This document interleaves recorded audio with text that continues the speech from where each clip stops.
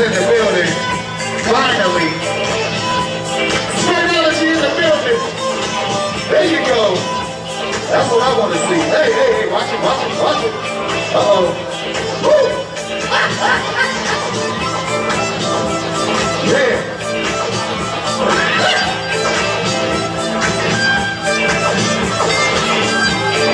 Tonight's MC is a living example of the gift of life.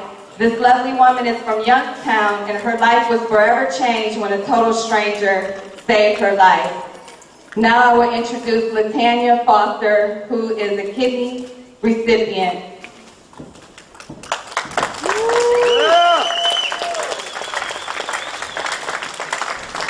How y'all doing tonight? All right. I think we got some of Ohio's finest skaters in the house tonight. Yes. We some of the finest skaters in Ohio.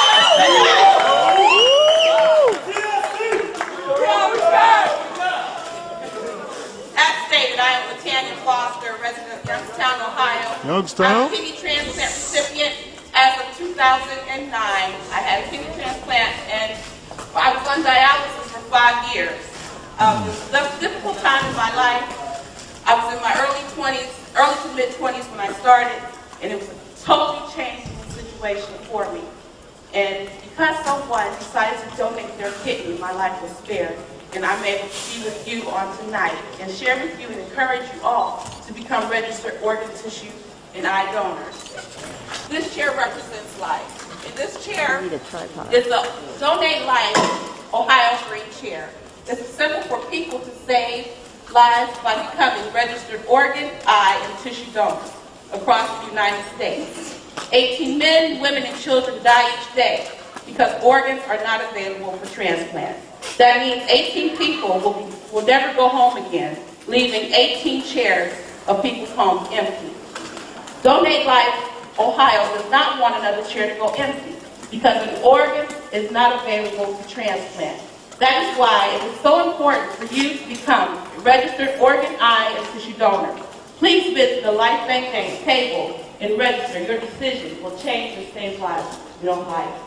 Our first speaker on tonight, every November 24th, our new speaker celebrates 2 anniversaries, his wedding anniversary and a transplant anniversary. When he and his love of his life, Renee, were deciding on their wedding date, it seemed appropriate their married life began on the day of their second chance at life. In 2006, on their 4th anniversary of their liver transplant, he married, and today they have a beautiful daughter. Please welcome with me Mr. Boyd Manuel. All right, I'm going to have to see here because I'm not really good with the skates. How's everybody doing tonight? Well, she covered a lot of what I was going to talk about. I'm talking about organization. Get right to the story. Basically, today is exactly 12 years and 11 months from when I was put on the donor waiting list for a liver transplant. Because back in 1996, I was diagnosed with a disease called primary sclerosing cholangitis, which attacks the bile ducts in the liver.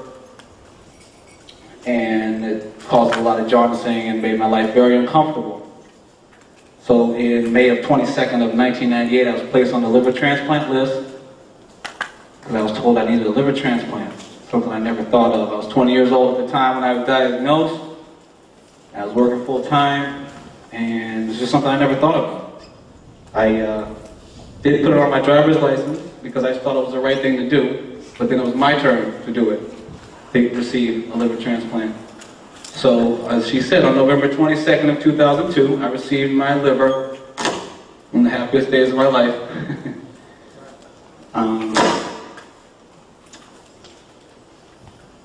At that time, after a 4.5-year wait, but at that time, when I got my liver transplant, a lot of stuff changed for me. My life got a lot better. I met my wife, and a lot of things changed for me. Everything was a success, and I got married, and I graduated from Tri-C. Currently, I'm a student at Ursuline College. I was able to travel around the country, LA, South Carolina, Chicago, and life is good thanks to my donor, and I'm very grateful every day. And thank everybody for coming out. All right. Next, I have Keisha Mabry. Our next speaker likes to refer to herself as a living donor recipient because of her brother, who was living, gave her one of his kidneys. She was born in Cleveland, volunteers with various causes such as National Kidney Foundation, Lifebanc, and the Lupus Foundation.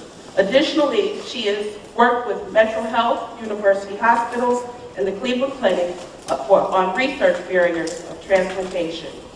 Please welcome Keisha Mabry.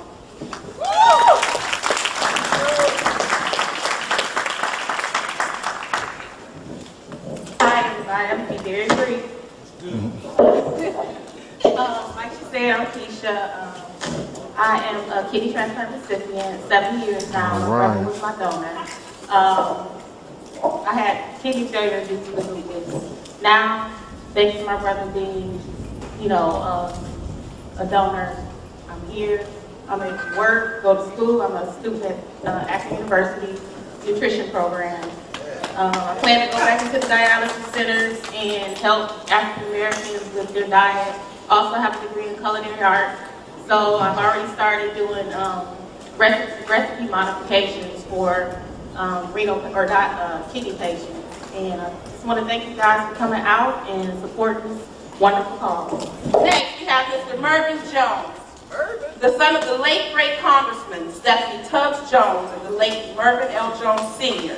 He attended Shaker Heights School System, is a graduate of Hiram College, and is the Chief Executive Officer of the Stephanie Tubbs Jones Foundation, which focuses on providing financial means for young people with the dream of going to college to further their education and become powerful leaders of tomorrow.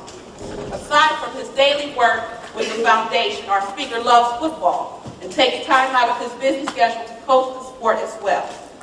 But most of all, he enjoys spending time with his family, friends, and his dog, staff, and volunteering for Lifebanc. Please welcome Mr. Mervyn Jones. Thank you for having me here. Pretty much whole bio. So I'll go right into it. Like she said, my mother was Stephanie Tubbs Jones. She gave a lot to the community, Cleveland and beyond. And she continued her legacy by giving her organs when she passed. Us three speakers that you just seen are part of the cycle that shows all the phases of being an organ donor recipient and a donor family. It's very important for those who are not old enough to drive, who are going to be able to get their licenses real soon, that you need to register. You never know who you're going to help or who may help you, as you heard from other speakers. Here at Lifebanc, this is what they're trying to do. Do more things like this so everybody knows. And we need you from here, this point on, to spread the message on, and we need you to do that starting tomorrow, because I know everybody's sleeping tonight. We're going to be here a little while. But thank you for coming out. I really do appreciate it. And you won't get me on these stage tonight.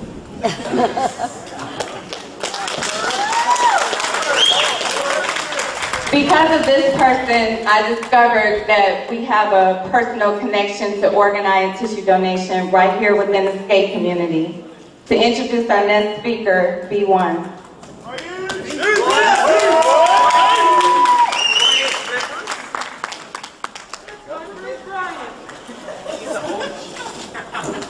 Well, this particular person, I'm actually very proud of myself to have him a part of the trendsetter. He actually gave his father life, so I want him to go ahead and speak on that today. Come on up, Rico. Rico! Try not to get emotional.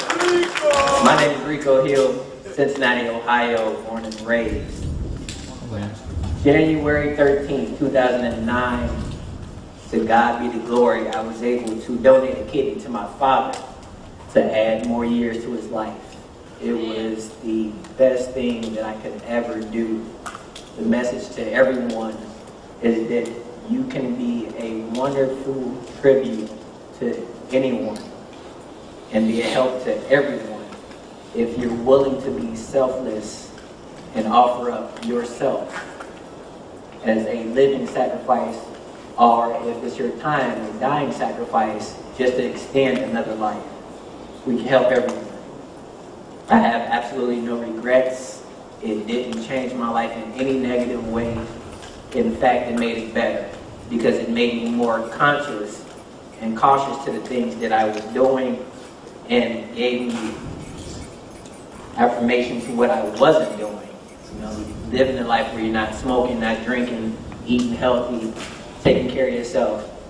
Because out of my immediate family, which contained my mother, my brother, and my father, obviously, who was suffering from diabetes too, I was the only one who was 100% matched.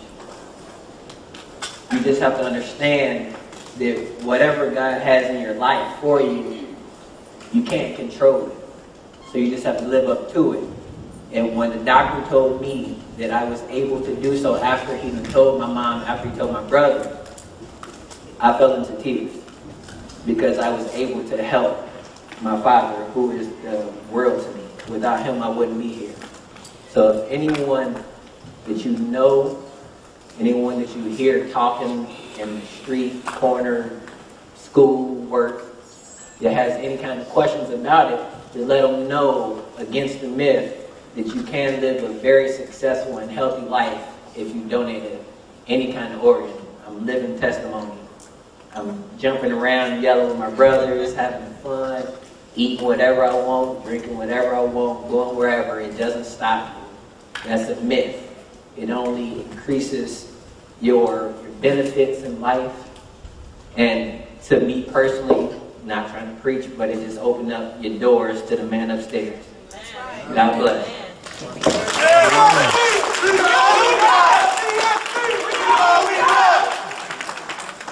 Now we will have Ms. Erica Bay for the candlelight ceremony.